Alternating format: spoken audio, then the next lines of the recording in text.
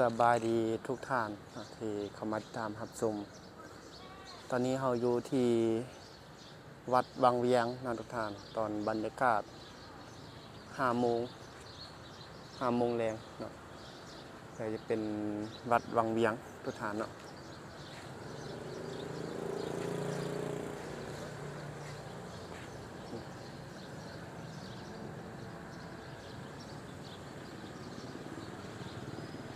มีห้างพึ่งพร้อมทุกท่าน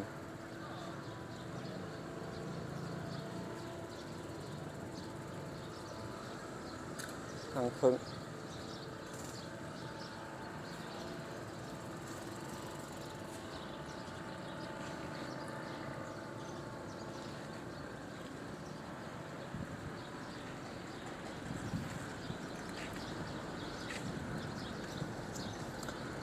วิดีโอนี้ว่าจะพาทุกท่านย่างเลาะเนาะเบิ่งเที่ยวชมเบิ่งบรรยากาศยามแลงเนาะอยู่ที่เมืองบางเวียงเฮาเบิ่งนักท่องเที่ยวเขามาซอกกินอาหารยามแลงนะทุกท่านนี่ก็เป็นนักท่องเที่ยวทางยุโรปเขาก็มากดเอาเงินอย่างนี้เนาะ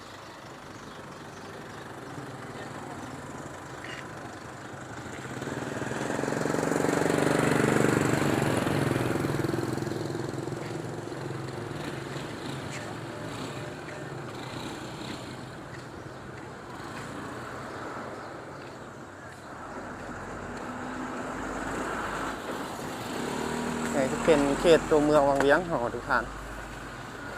ก็คือว่าบรรยากาศตอน5 โมงเนาะ5 โมงแล้วออกทางทานยางเลาะเที่ยวชมเอามานี้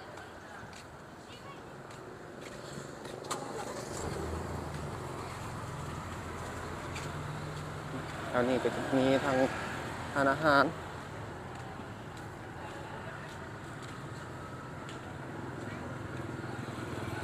จะเป็นเขตตัวเมืองเลยเนาะเขตสบานเมืองเป็นใจกลางเมืองเลยทุกท่าน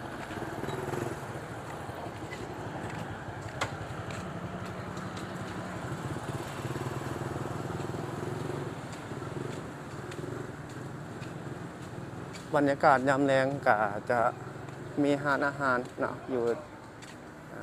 แคมทางเขากลับมาเปิดส่วนใหญ่เลยก็จะเปิดตอนแรงเนาะจะคึกคืนผู้คนก็จะมาเลาะซอกกินอาหารตอนยามแรงทุกท่าน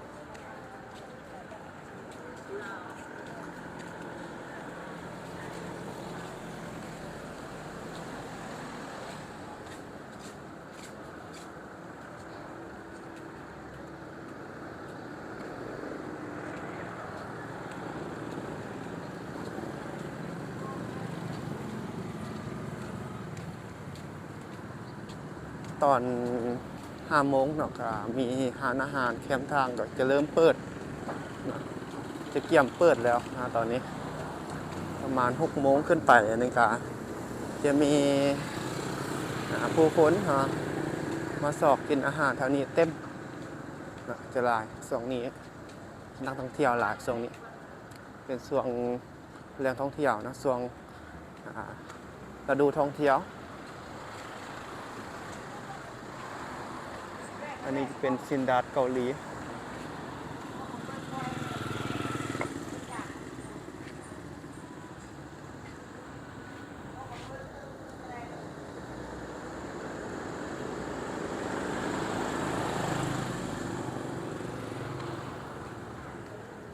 อันนี้จะเป็นอาหารเนาะคนมาลายแต่เศร้าเลยแต่หัวแรงเลยเนาะ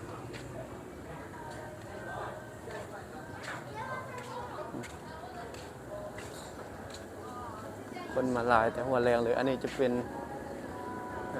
อาหารซินดาดคือกันอาหารนี้มีทางอาหารซินดาดมีทางปิ้งหน่อยจะเป็นปิ้ง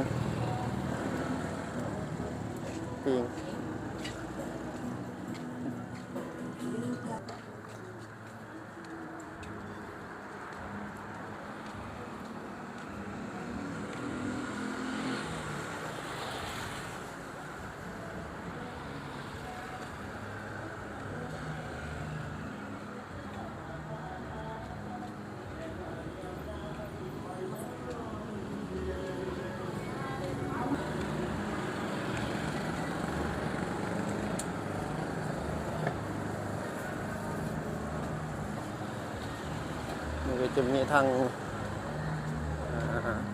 จุดขายโรตีเนาะอยู่จุดนี้โอ้อยู่วัดกลางนี่เขามีงานทุกฐานวันนี้เขามีงานอยู่วัดกลางเนาะอันนี้ก็จะเป็นบอนขายโรตีเนาะอยู่ที่ต่อหน้าวัดกลางเนาะที่นี่ก็จะเป็นวัดกลางทุกฐานนี่ก็จะมีเขาขายโรตีอยู่นี่เนาะ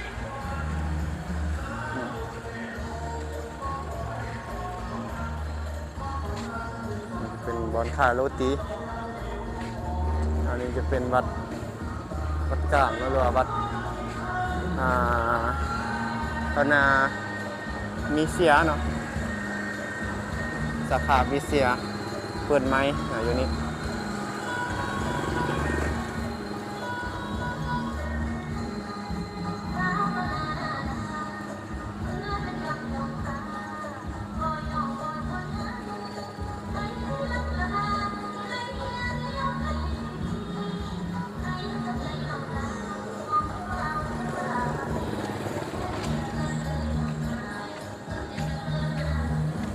เขามีงานค่ะมื้อนี้เนาะมีงานอยู่ในวัดจะเป็นจุดขายโรตีเนาะอยู่นี่เนาะเขาจะขายโรตีอยู่นี่เขามาวังเวียงเขาก็มาซื้อโรตีอยู่ขอบเขตนี่เนาะก็จะมี2 บอนเขาขายโรตีโอ้นี่ตอนนี้เห็นบอลลูนกำลังขึ้นเนาะโอ้บอลลูนงามเนาะ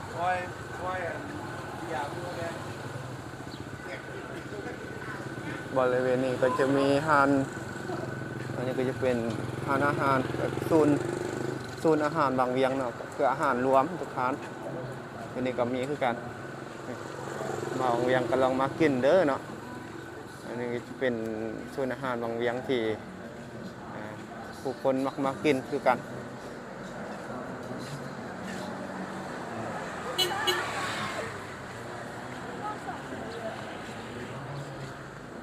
โอ้นี่นักท่องเที่ยวออกมาถ่ายบอลลูนเนาะเบิ่งบรรยากาศยามแล้งที่เขามาเที่ยววังเวียงเฮาจะคึกคืนเนาะคึกคืนเด้อทุกท่าน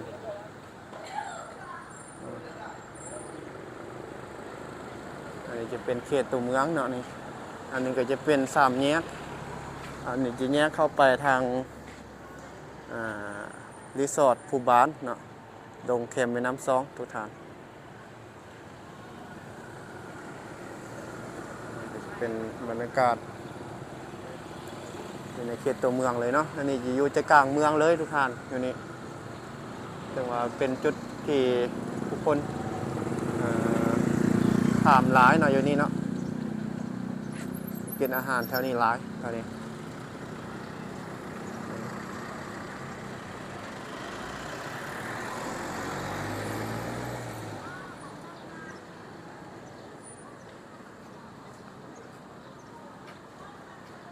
โอ้ตอนนี้ก็เริ่มเนาะก็เริ่มมีผู้คนเขามาเลาะมาเล่นเขตตัวเมืองแล้วทุกท่านเพื่อมาเป็นนักท่องเที่ยวเนาะที่เขามาเที่ยววังเวียงเฮาแล้วก็มาเลาะมาเที่ยวก็มีทางนักท่องเที่ยวทางยุโรปเนาะโอ้เต็ม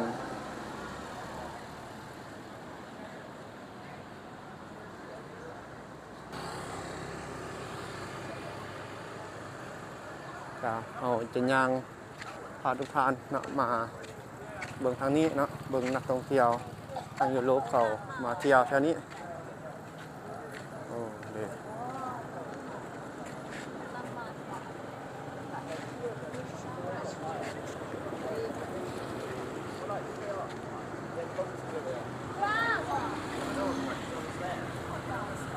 มาเที่ยวเฮลโล มาเที่ยวกันทุกท่านจุดเด่น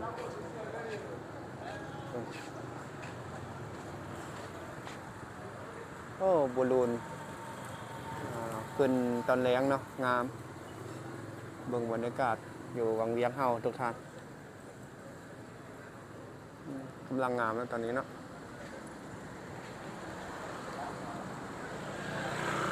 โอ้จุดทางหน้าหันค่อนข้างว่าจะลดหลายเนาะ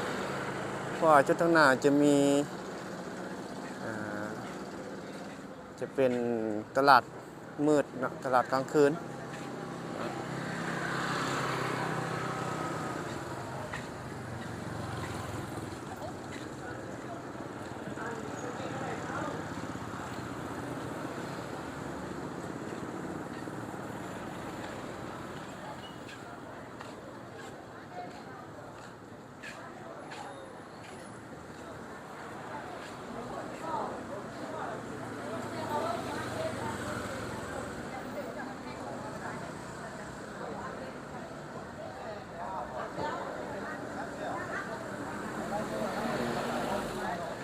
คนหลายเนาะตอนนี้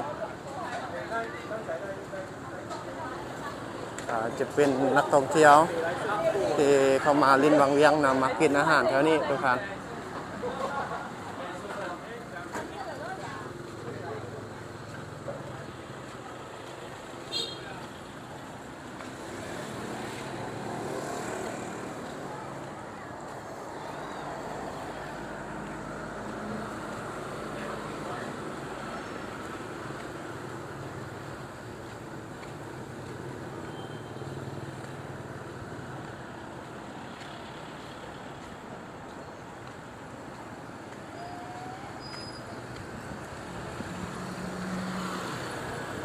ที่นี่ก็จะมีร้านอาหารเนาะจะเป็นหอมซากุระอยู่ทางนี้นะเดี๋ยวเราจะพาทุกท่านเราไปเลาะชมทางหอมดอกซากุระแล้วก็ออกไปทางอันนั้นเลยทุกท่านโอ้บรรยากาศตอนนี้เนาะอยู่วังเวียงเฮาทุกท่าน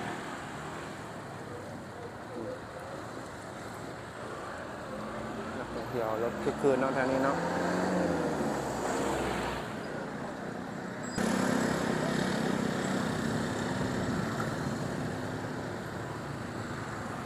อันนี้คือ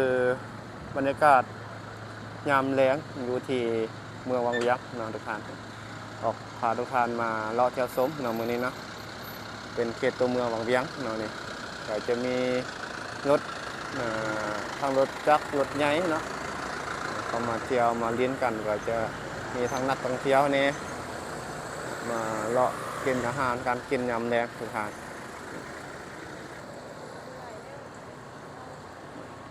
เดี๋ยวเรา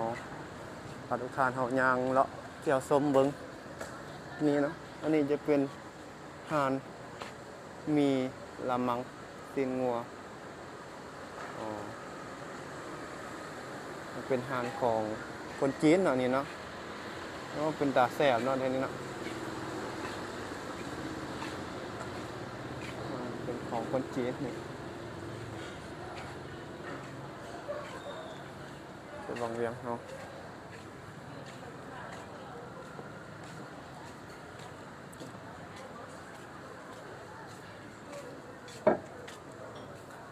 อันนี้จะมี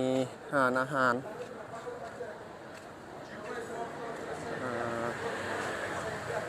เซฟต่างประเทศเนาะแถวนี้ทางยุโรปหลายอันนี้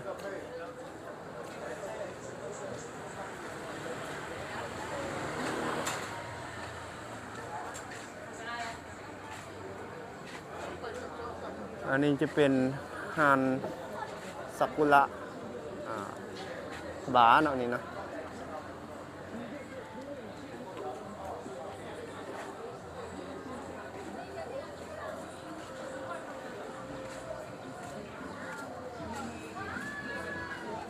โอ้นี่นักท่องเที่ยวเขามานั่ง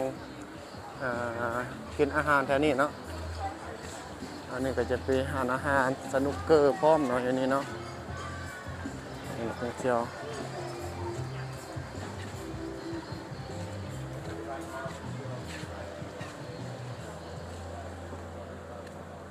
ที่นี่ก็จะเป็นมีเซเว่น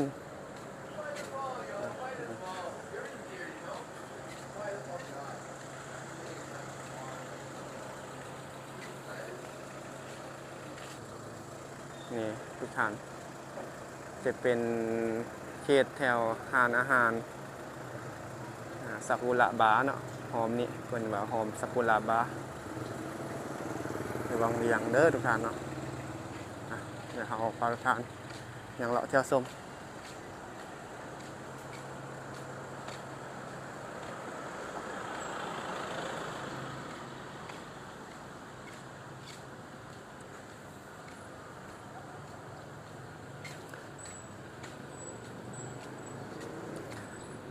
เนาะ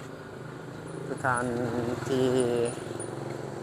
เราก็ยังเลาะเที่ยวชมหอดจนนี้เราก็ขออนุญาตจบคลิปประมาณนี้เด้อทุกท่านเนาะว่าคลิปอาจจะยาวเนาะเดี๋ยวก็จะบันทึกเป็น2 คลิปเอาทุกท่านเนาะก็จะให้ทุกท่านเขาได้เบิ่งกันเนาะนี่ก็จะเป็นอาหารคือกันเนาะนี่เนาะ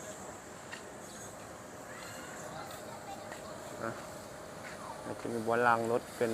อาหารเสารถเนาะอย่างนี้เนาะไว้พบกันใหม่ในคลิปหน้าเด้อทุกท่านเนาะนี่ก็กล่าวคำว่าสบายดี